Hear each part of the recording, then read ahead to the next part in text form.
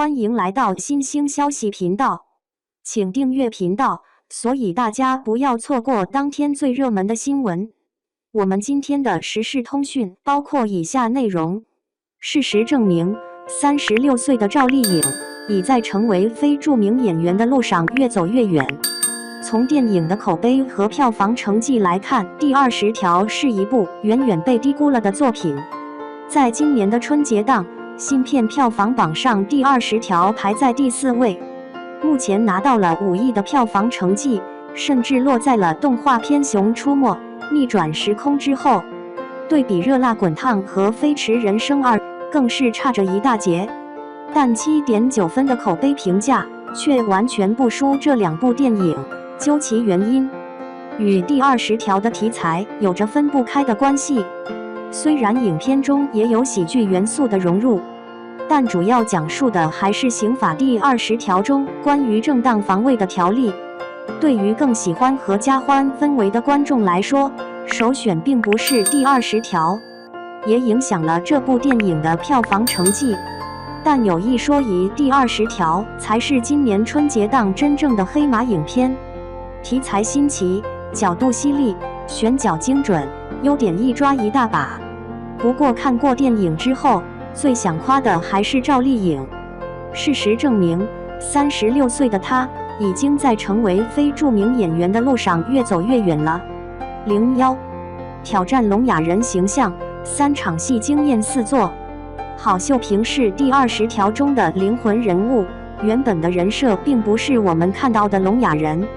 但赵丽颖为了更贴合现实，在拿到剧本后，故意给自己加难题，与张艺谋商议，让郝秀萍像影片中的女儿一样，也是聋哑人，不仅要学手语，还要在没有一句台词的情况下，演出多重情绪，各种爆发的时刻都对赵丽颖提出了巨大的挑战。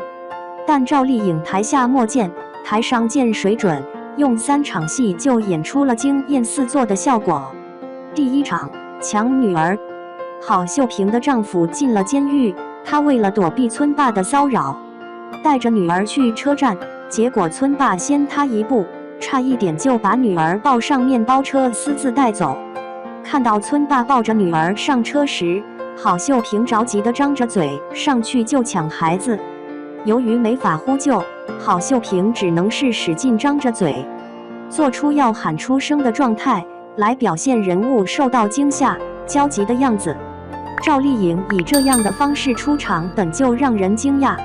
虽然在这之前她已经演绎过村妇的形象，但造型没有这么接地气，头发乱糟糟的，衣服也破旧不堪，就连身上的包都是又老又旧的款式。但所有的外形设计都不及赵丽颖的演技观感真实。她在与村霸拉扯时，韩明等人恰巧赶到，赵丽颖疯狂地甩开自己的手臂，但身子却始终护着女儿，拉女儿的同时又没有那么用力。这样的动作把一个母亲保护孩子的本能演绎得淋漓尽致，而赵丽颖的表情则是将人物内心的恐惧害怕表达得入木3分。第2场，得知女儿失踪。对于郝秀萍来说，丈夫已经进监狱了，此时的她无法确定自己的丈夫能否出监狱。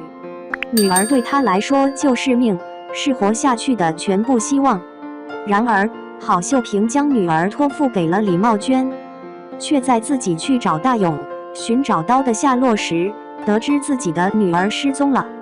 不确定消息真实性的她，第一反应就是问孩子怎么了。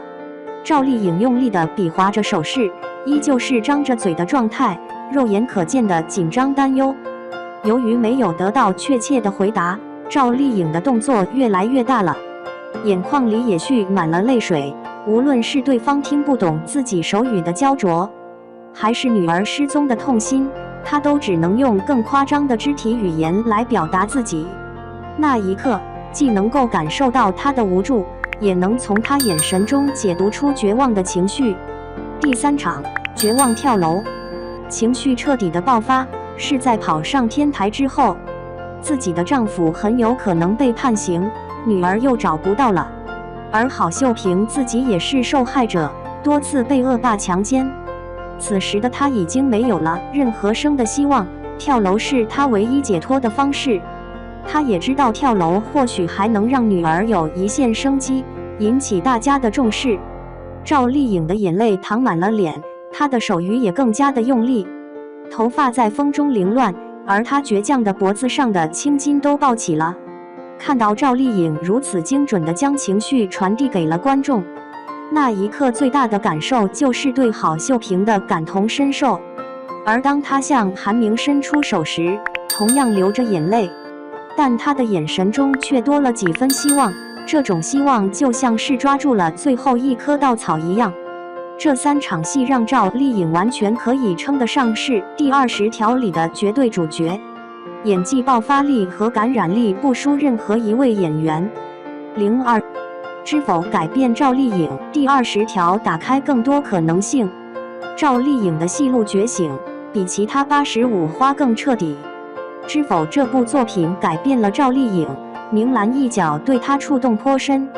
在这部剧之后，她的感情尘埃落定，但也在短短几年的时间内发生了巨变。但作为宅斗剧的天花板，赵丽颖用这部作品证明自己不只能够演得了古偶剧，还能撑得起这种高品质的剧集。在这之后，她又尝试了悬疑题材的《谁是凶手》，农村题材的《幸福到万家》，商业题材的《风吹半夏》。这部作品的风格大相径庭，赵丽颖刻画的角色却每一次都能让观众惊艳。这些剧中角色的人设都很鲜明，但在以往的影视剧中并不常见。没什么参照物，全靠自我感受，也不影响赵丽颖一步步地摸索出了戏路，把人物吃得透透的。这一次合作，张艺谋在第20条中演绎聋哑人，对赵丽颖来说，则是打开了更多的可能性。先前的作品多是小荧幕为主，很少在大荧幕中挑大梁，而第20条则证明赵丽颖的演技也经住了大荧幕的考验。过去的赵丽颖流量比实力更出名，但这种知名度往往随着年龄的增长，同质化角色的不断累积逐渐降低。但多部优质作品的推出和这部大荧幕之作第20条，却让赵丽颖成为了非著名演员。靠本事站得住脚，才能走得更远。赵丽颖值得大家认可。你对第20条有什么看法呢？